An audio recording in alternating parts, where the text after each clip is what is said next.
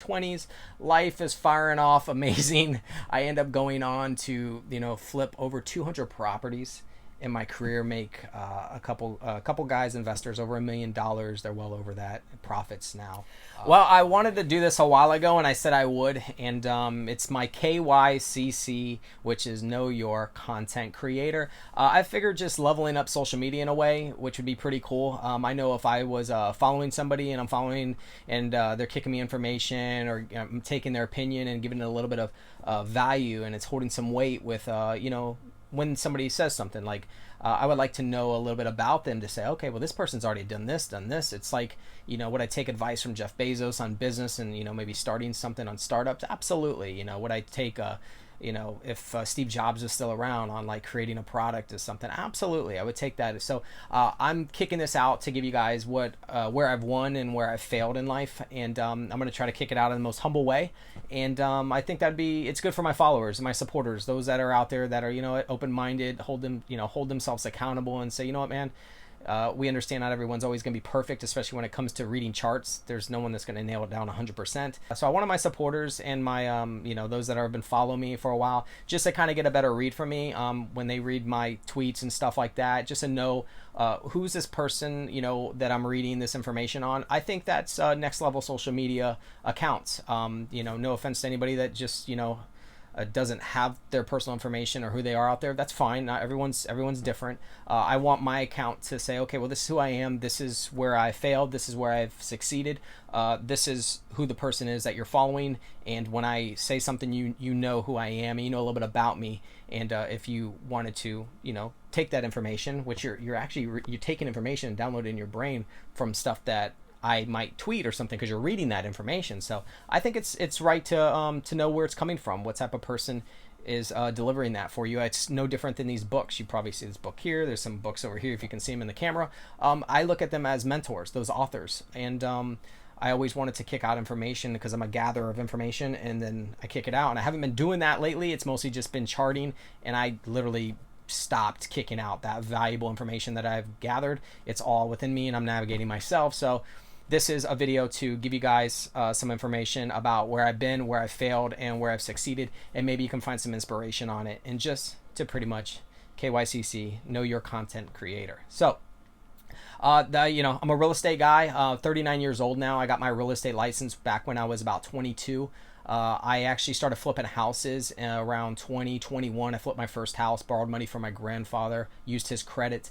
I pretty much had to restore a complete house at a young age, and I didn't have my real estate license at the time when I was doing it. I did flip the house. I will call it a success when it really wasn't. I probably didn't play it as well as I could have. I profited only $4,000 after lots of labor, putting on a roof and stuff like that. I've done manual labor, a lot of it. I know how to put tile, put roofs on, things like that. So I know how to do that physical handyman work if I need to.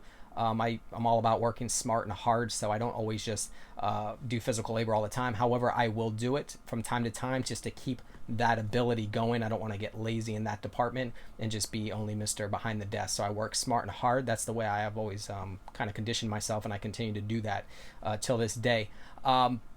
Some of my failures before I really hit a home run in the real estate game, I was opening up businesses at a young age. It started back even when I was in high school and just getting out of high school. I was finding wholesale companies, factories in China. I was tracking them down, and I was buying products wholesale, and I was flipping them on eBay. One thing you guys might find funny is there was a time when those Chanel purses, they're black and white. There was like the OC or some shows going on, and the ladies, they loved it. They wanted them, and even though they were knockoff versions, they was like almost identical. I was flipping them. I was getting them overseas, and people were paying for them. So I was literally buying these purses, which you might find this funny, getting them overseas, and they had to run them through customs. So what they did is they would take a Chanel purse that looked pretty much authentic, and they would wrap it in another purse that was just real cheesy, like basic looking. And when the products came in, I would end up, ripping off this purse, tearing it apart, and inside was the Chanel purse, right? This is me in my earlier days, young hustler, not trying to do anything illegal, was just trying to make a buck. I was just trying to hustle. And I was turning good profits, selling them for, well over 200, 250 on eBay. So I was turning 150, 175, $200 profits off them as I was sitting at home at the parents' house and just getting out of high school. I then was flipping more products, jerseys and things like that online, just trying to hustle, man. I was in the wholesale retail business. I then opened up 2 retail stores in the mall. Um, these are kind of funny. One of them was a company called Disc Gear, where they were CD cases. So some of you guys might be like, "What the heck is a CD case?" It was compact disc, where today we have everything digital and there's files. Well, on a CD, I was selling those, and there are cases to store them. You'd put them in your car and stuff like that, and they're indestructible. You would stomp on them in the mall and stuff, and try to sell the products. So I was buying, I had 2 carts in Florida, 2 stores and 2 malls. That went out of business, didn't do too well. You might find this one super funny. There was another. There's just, I'll just say, the fake hair. I didn't care what it was. I wanted to make money, and I was willing to find stuff that was maybe a concept at the time, and if that was turning business, I would open the business, hire. I didn't feel comfortable working these, like hire girls and stuff and people to work these stores for that particular business, selling hair and stuff, and there was great margins on it, great products. So fake hair that women would like attach. It's silly, it's so funny, but you can see now that I'm older how funny that stuff is that I was doing. Had a pressure washing business, was doing that was pretty much easy. Buy some equipment, use service. That's a service business, so I was going around making hundreds of bucks, just throw it in the back of the trailer, had my truck, pull it around, boom, boom, boom, putting signs around town for pressure washing, getting calls. Super easy business, but not really where I wanted to fully be, but I was making money. Also had an advertising where, those big balloons you put on the side of the road and you put the banner on there. Lo and behold, you buy some of those balloons. You can have banners and move them around. You just move the balloons around, and people would rent them out for like a month for like $800. So go ahead, get 10 balloons, $800. You do the math, you're pulling about $8,000 a month moving balloons around. So that was another business I had called Air Up Advertising.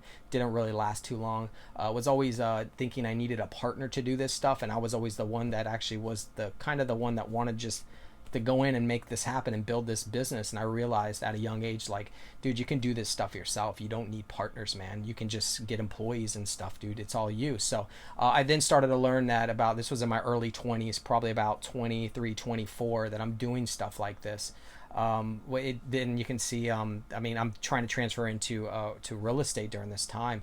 Worked at Home Depot in the garden department, slinging rocks, but slinging, actual bags of rocks, mulch and stuff like that. Worked in that department, worked in the mall at cell phone accessory store, selling cell phones. I was real good at taking apart phones and repairing phones, Nextel phones, Nokia phones, whatever was the hot phones then. Real good at that. But during these times, I was taking my test for real estate and to get my license. And this will be an interesting story that I tell today. I went to take my license, and I had to do a pre-licensing class, which was at the Holiday Inn Hotel on Beachside over here in my area. And there's 200 people in the class. This was about 2004, 2005. So I was probably about I said I was 22. So yeah, about 22 years old, 23 probably, just to be exact. I'm just going at some time frames there. That teacher that was up at the front there, I will never forget it. She was, and I was just a very introverted in a way, a thinker. I didn't feel comfortable. I was still young. I didn't do public speaking and stuff. And I remember her saying up there to the whole class, there's 200 people in the class. She's like, believe it or not, everybody, I just want to let you guys know, only 10% of you are going to be successful real estate agents. And I'm in here like, dude, 10%. I'm like, quickly do the math. It's like, that's 20 people out of 200. So 180 people in here. And I'm looking around at this big massive ballroom and tables of people. I'm like, these people, I'm thinking to myself, I'm like, well, dude, I don't really know anything here. I'm just a young guy trying to make up, I don't know.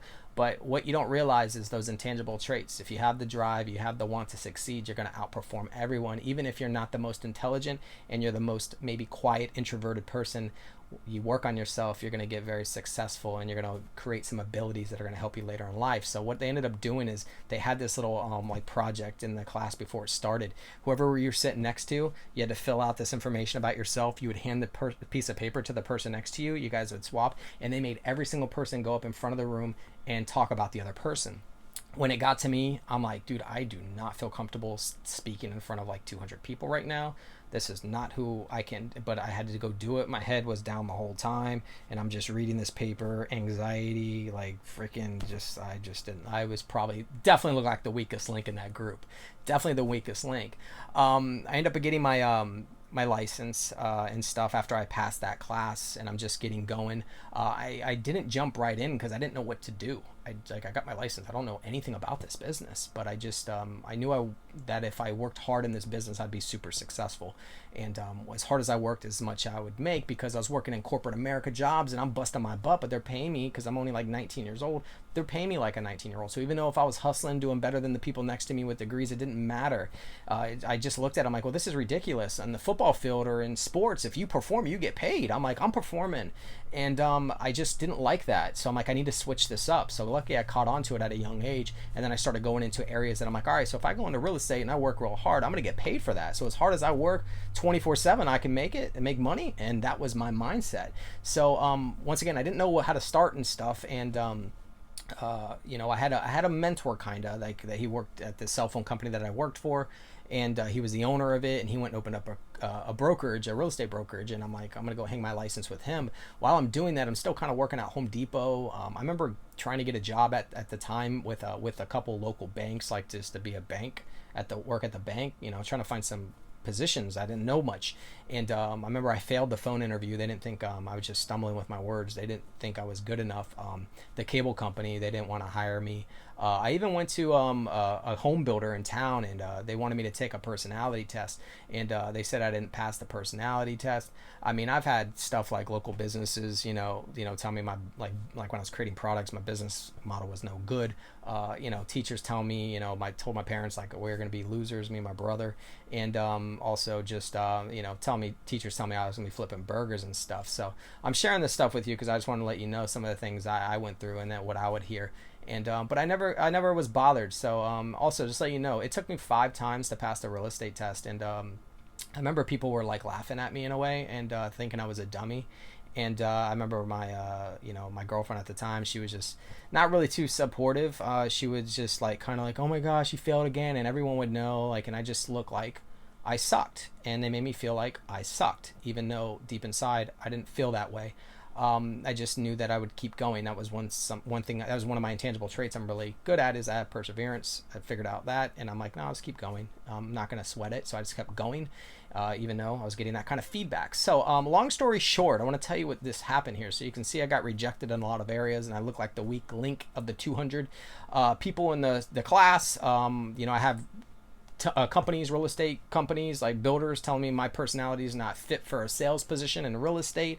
And this is where things get interesting, and why you do keep going and moving forward in life, and why you'll see me not really just, as you guys know, I don't give up on things too easy. I just keep going, and I'll take the bullets, and I'll take the rocks thrown at me from maybe those online and stuff. So you can see why I can, I've dealt with stuff like this before in life, and I'm conditioned for it now.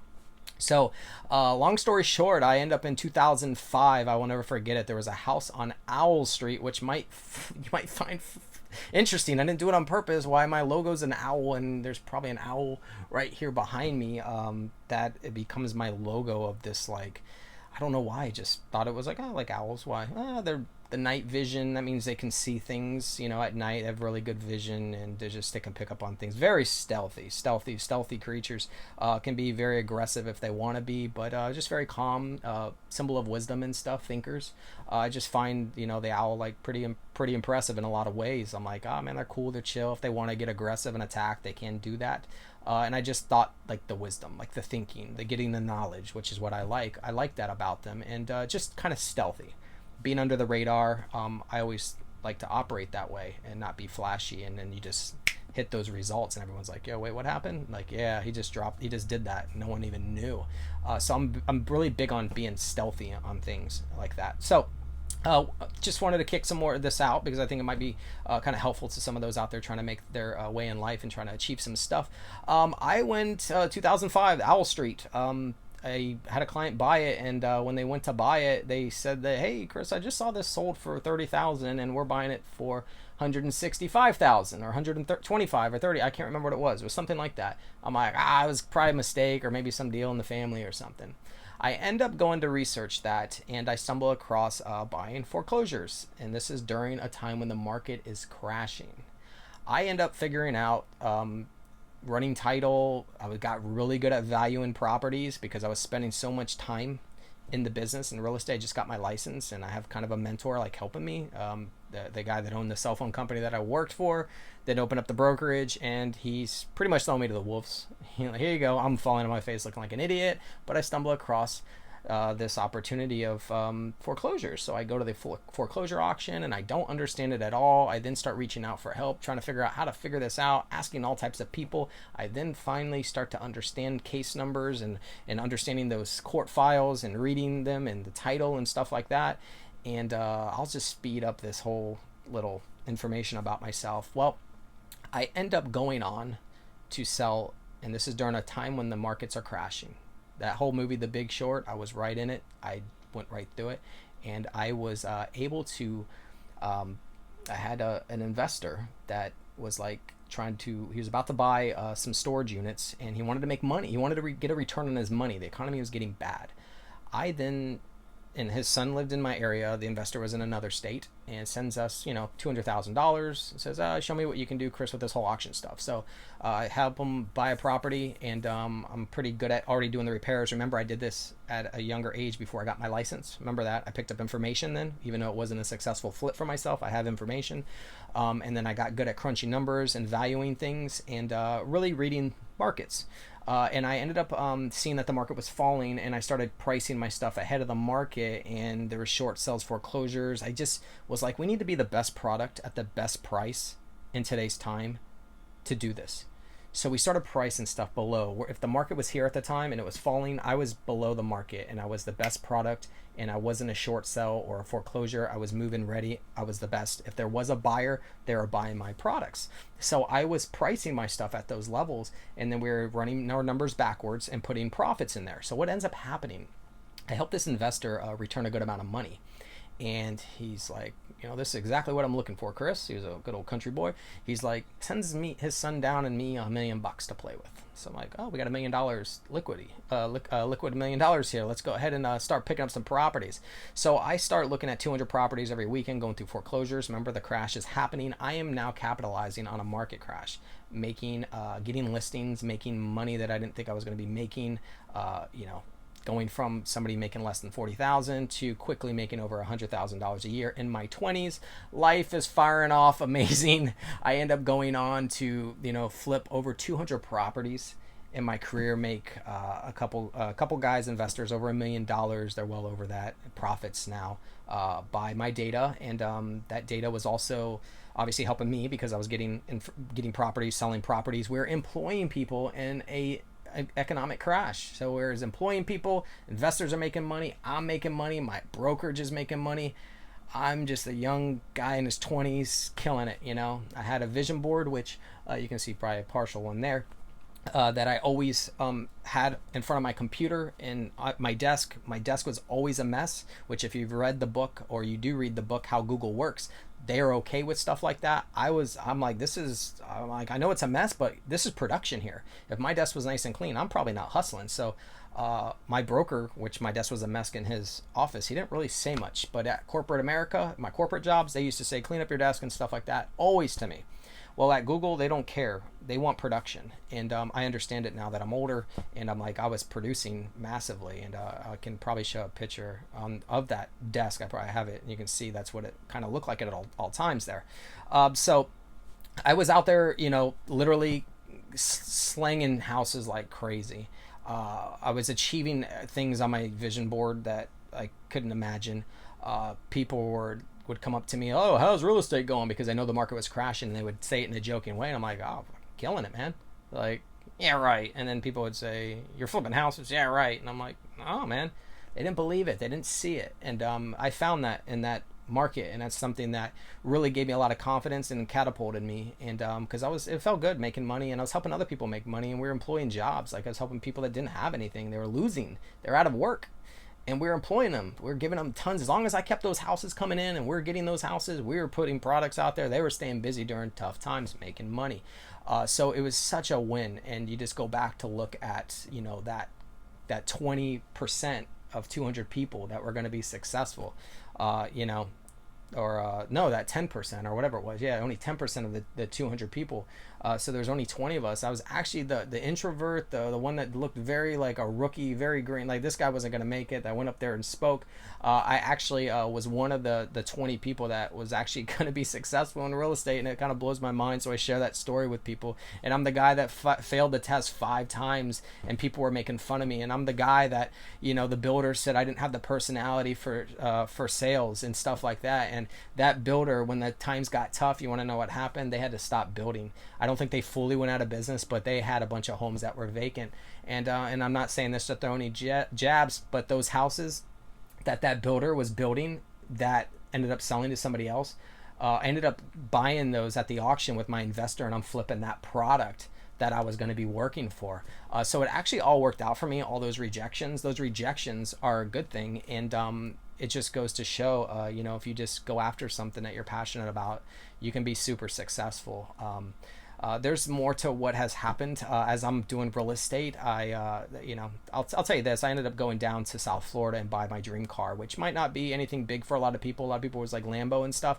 Dodge Viper, man. I always wanted the Dodge Viper, and it was such an amazing feeling to go down to South Florida to buy that dream car of mine. I didn't know how to drive stick at the time. I had to learn, and I drove that thing back up 95, and I remember it was cold out. I won't ever forget the feeling of being in that car and that power and that rumbling. And what was the song that was out that was popular? I play it. It was that Stereo Love by Edward something, if you guys know what it is. It was just it was like that was the hit at the time, especially for South Florida.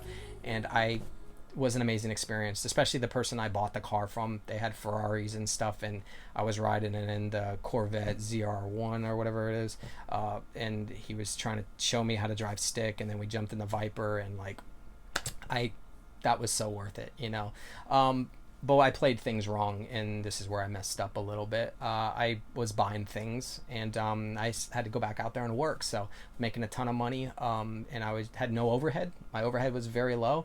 I was buying things, boats, four-wheelers, cars. I had 3 cars. I had a lifted F-250 because I'd go to these mud events. And then I had the Dodge Viper, and then I had my A to B car, my real estate car, nothing fancy, little nice Mercedes, white Mercedes C230 at the time. That was my real estate car, good on gas. I went around, slung real estate with that, and then the weekends, my little vacation car, I call it, little 30-minute vacation down the road, drop top Viper, was pretty cool, and obviously you get stopped a lot. People want to see what's under the hood. I've even had it where I was in downtown at a bar area, and girls are walking by flashing me because I don't know, I was just in the car, and they thought it was pretty awesome looking car. It looked like the Batmobile and stuff. So at the time it was cool. It was good, and but I stayed humble and stuff. I ended up getting to a point where I liquidated everything I owned. Because I just felt like I was a slave to those items, and I could have played it differently. I could have took all the money I made instead of buying things, because when you buy things right away, they might not return money, and none of those things return money. All my money that I was making was going to things, and then they would depreciate. So I was making all this money hustling, and then I'd buy things, and then they would depreciate. I wasn't buying things that would appreciate or generate income, which was where my mistake was. I would have then kept all my stuff. I would have had probably a ton of income producing properties. I would have been buying a ton of properties at the bottom of a market. I played it wrong, but I have information now, so I just wanted to share. I'm just spitballing here, kicking this stuff out. This is like things that I've went through, knowledge I've picked up. I've also developed during these times. I developed a cell phone case called the Switch It case. That was a failure, but it was a great experience. I went over to Las Vegas. I was at the CES show. I was talking to companies that were working with Sharper Image and Kodak and things like this at the time, and trying to get them interested in my case, making cold call sales, trying to get them. I had one company that was interested, but it just never really took off. But it was really cool to be able to invent your own product and actually see it physical in my hand, and there was a moment in Las Vegas at the CES show that I had a surrounded people around me, and there I was showing them my case, and people were all like, they just say when it's free they come like crazy like to get stuff. So it was a good experience and a good moment. What else could I tell you? The shirt that I'm wearing is called Inspire Attire. It's a clothing brand of mine. I put it on hold because I got some other things working on, building apps and things like that. So you can notice I have like a lot of things that I've touched on, and what I can tell you with it is you have to pick something you're passionate about, and you got to stick to one thing really and go in that direction, because if you give a lot of little things attention, you're gonna get that same result where you're only giving a little bit of attention to a lot of things, and those are only giving you a little bit of attention back, meaning you're not getting a full result that you want. You're not hitting home runs here, because you're giving your attention and your focus to a lot of things, which is why some books don't like you to multitask, because your production and that result that you're trying to get out of something gets less from you. So I learned a lot about that today, and I'm obviously in a different position where I now take my real estate income and I use it to make money, to grow. I'm not a big fan about the real estate market right now. Prices are high, but it kind of threw me into the crypto game, and 2017 I was playing around in crypto. Quickest money I made was probably it was off of it was Ripple then, but Ripple XRP, $50,000 in 2 weeks off of like a small amount. I bought the pretty much almost the bottom, well, not a bottom, at a good point, and then it shot from like in the 20s, and it shot all the way up to $3.60 in a quick amount of time. However, I didn't take profits. I was still a rookie, so I'm aware of this whole bear market. I learned a lot, learned charting and things like that on the whole crypto game. So there is probably a lot more to this, that I've been through. Definitely had my struggles with health problems. So if you want to know some more about me, during all this that I'm telling you, I was getting like hit with all these symptoms, and I probably had about 100 symptoms at some point. I woke up one day and I was just tired, very tired, and the doctors couldn't figure out what's wrong with me. I've done so many damn tests under the sun, and they really weren't being able to figure out what's wrong. They said, Chris, everything is good. It's possibly in your head, yada, yada, yada. I'm like, no, I'm like tired and lethargic. My thyroid went out on me. I figured out how to reverse my thyroid. Long story short, I'm pretty much like 90% better now. It took me 15 years to kind of figure it out.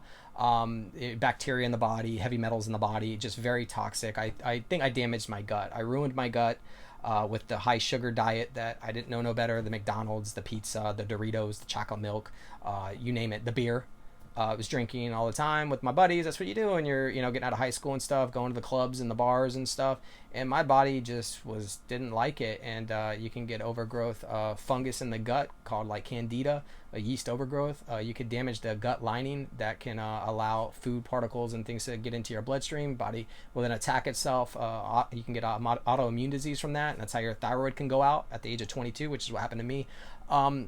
You'll get a whole bunch of symptoms, and it won't come up on blood test, and it'll just get worse, and you will then obviously get put on pills to try to get symptoms to go away, but the root problem's there, and you just never really catch it. It took me a while, but I ended up catching it, and I realized how important your gut is, and small intestinal bacteria overgrowth, things like that.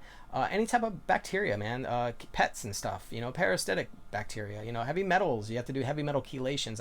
There's so much stuff that I could talk about regarding the whole health thing, but I was dealing with that while I was trying to be successful. So I had a lot of resistance against me. When you're waking up tired and you're literally having to push forward and go, I should sell, but this time it should be, flipped almost over 200 houses I think by now, and over $50 million of real estate I sold by myself. I didn't get an assistant. I did every transaction by myself, and that doesn't even count everything we bought at the auction. That's just what I sold after we picked up stuff. So the number could be a lot higher, possibly double almost. So you're just dealing with all these all these symptoms and things like that doctors can't figure it out. So I was able to figure out how to reverse my thyroid, which a lot of people are on thyroid medicine, and I understand clearly how important the gut is and how that is knocking out thyroids, and the food is causing people to get sick. And there's just those, there's your microbiome. If you disrupt your gut, which is where your immune system is, and where your serotonin can go through the vagus nerve up to the brain to make you feel happy feelings and things like that. If you disrupt that gut and you knock out, some of that good bacteria by taking antibiotics and things like that, and your microbiome is off, you won't do well in life. Unfortunately, it's going to make you sick. And you don't and you just keep on eating the same stuff, and you just don't know why you're not getting better, and they keep giving you pills to block symptoms, but the root problem keeps going on, and they're telling you it's stress, and they're telling you it's genetics, and that is not the truth. Genes do play a role, how much a body can take, but that doesn't mean that's the reason why, because genetically you're born with this. No, your body is genetically built this way, and you are more sensitive to certain things maybe than somebody else. So if you do these certain things, you're more prone to develop disease, which means your body is not at ease. So not to go any longer on that, I'm just giving you guys information and things I know. Been through, I've traveled a lot.